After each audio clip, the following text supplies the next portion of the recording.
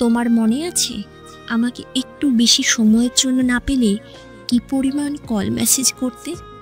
ব্যস্ততা শেষে বালিশে মাথা রাখার পর মোবাইল হাতে রেখে নিজের অজান্তে ঘুমিয়ে যেতাম। হঠাৎ ঘুম ভাঙলে স্বভাবগত মোবাইলটা হাতে নিয়ে আশ্চর্য হয়ে স্ক্রিনের দিকে তাকিয়ে থাকতাম। একটা মানুষ কতটা চিন্তিত হয়ে পড়লে এত কল মেসেজ দিতে পারে। এখন দিনের পর দিন পার হয়ে যায়, মোবাইলে প্রয়োজন ছাড়া রিং বাজে না।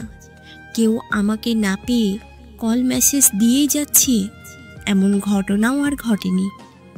বালিশে মাথা রাখলেই ঘুমিয়ে পড়ার অভ্যাসটাও তোমাকে হারাবার পর হারিয়ে গেছে।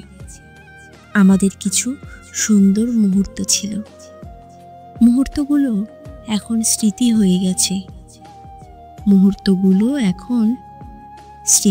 গেছে।